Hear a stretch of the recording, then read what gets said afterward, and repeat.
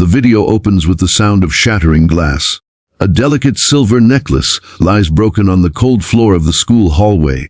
The only thing Emily had left of her late mother. As laughter echoes from a group of bullies walking away, the camera pans to Emily's face, trembling hands, clenched jaw, and eyes burning with pain.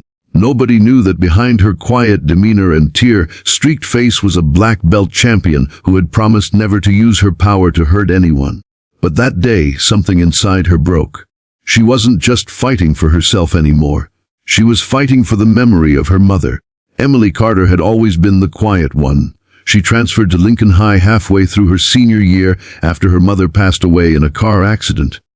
Her father, a truck driver, moved towns often, and Emily had learned to adapt to survive and to stay invisible. But there was one thing that never left her: her mother's necklace. A delicate silver chain with a small blue heart pendant. Her mother had worn it every single day before she died, and Emily swore she would never take it off. At school, she was the new girl nobody cared to know. Her faded jeans, worn shoes, and soft voice made her an easy target. The popular kids didn't understand her silence. They mistook it for weakness. Among them were the bullies: Haley, the queen bee with perfect makeup and a cruel tongue; Zach, her arrogant boyfriend and star football player; and Mason, the loudmouth follower who laughed at every insult. They called Emily the ghost girl because she barely spoke. They'd whisper behind her back, trip her in the hallway, and sometimes throw notes on her desk that read, "Go back where you came from." But Emily never reacted. She'd just lower her head, take a deep breath, and walk away. No one knew she spent her evenings at the local martial arts dojo, where her late mother had taught her since she was 6. Her mother, once a national karate champion, had trained her daughter not to fight out of anger, but to defend herself and others when truly needed. Her mother used to say, "The greatest power is restraint, Emily, knowing you can break someone, but choosing not to." Those words lived in Emily's heart like a sacred promise, until one Friday afternoon, when that promise was tested. The day started like any other. The school hallways were loud, buzzing with laughter and chatter. Emily walked quietly, her mother's necklace glinting under the fluorescent lights. She was carrying a small project for art class. A portrait she'd made of her mom. Haley noticed the necklace immediately. "Wow, what's that? Did you get it from a thrift store?" she sneered, blocking Emily's path. Emily didn't respond. She tried to walk past, but Zach grabbed her backpack and yanked it off. "Hey, we're talking to you." "I don't want trouble," Emily murmured softly. Reaching for her bag, Haley smirked. "Trouble? Oh, sweetheart, you already are trouble. Walking around like some sad little orphan." Zach laughed cruelly. "Let's see what's so special about this necklace, huh?" Before Emily could stop him, he reached forward, grabbed the chain around her neck, and ripped it off. It snapped instantly. The silver chain broke, and the blue pendant hit the floor, rolling under someone's shoe. Time froze. Emily's world collapsed. Her mother's voice, her smile, her memories, everything connected to that necklace, shattered in that moment. Haley laughed. "Oops. Guess it wasn't that strong after all." Something inside Emily snapped. She bent down slowly, trembling as she picked up the broken pieces.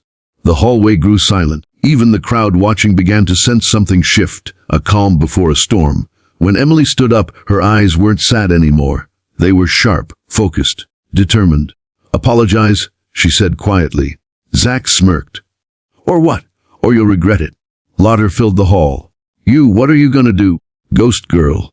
Mason mocked. But before he could finish, Emily's hand moved faster than anyone could see. She twisted Zach's wrist, dropped him to his knees, and in one precise motion, kicked his feet out from under him. Zach hit the ground with a thud, clutching his arm. Haley screamed, "What the hell?" Mason charged forward, but Emily sidestepped and swept his legs, sending him crashing into the lockers. The sound echoed through the hallway like thunder.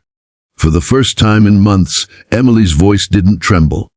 She said, "You broke something that can't be replaced, but I won't let you break me." The teachers rushed in moments later, chaos exploding all around. The bullies were sent to the nurse's office, and Emily was called to the principal. She didn't defend herself. She simply said, "I didn't start it, but I ended it."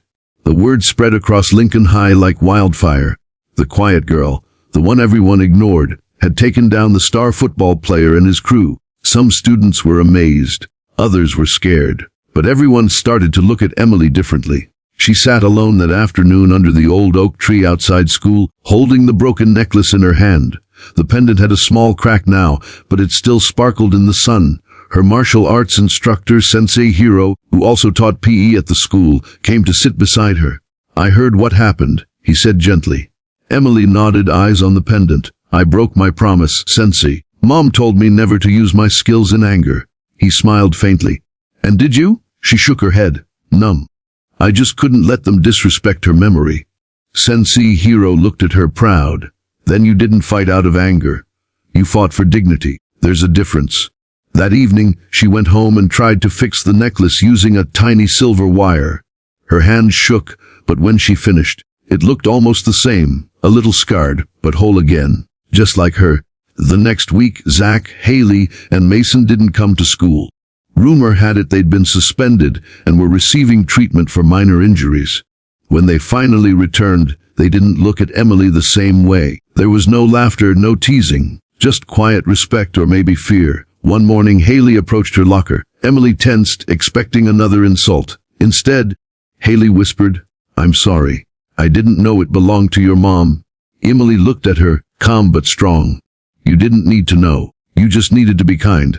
The Haley nodded and walked away silent. Over time, Emily became something more than the quiet girl. She joined the self-defense club at school, teaching younger girls how to protect themselves and handle bullies with courage and composure. Every class began with her saying her mother's words. Strength isn't about hurting others. It's about protecting what matters." The broken necklace hung around her neck every day, a reminder that even when life cracks us open, we can mend, heal, and still shine. 2 months later, during the school's annual assembly, the principal called Emily on stage. "Today, we honor a student whose courage and discipline turned a painful moment into an inspiring lesson for everyone," he said. As the crowd applauded, Emily touched her necklace and smiled through quiet tears. She looked up, imagining her mother's face in the light. She whispered, "I kept my promise, Mom." And for the first time she felt free. Even the kindest hearts can hold unshakable strength. True power isn't about revenge. It's about standing up with dignity when no one else will.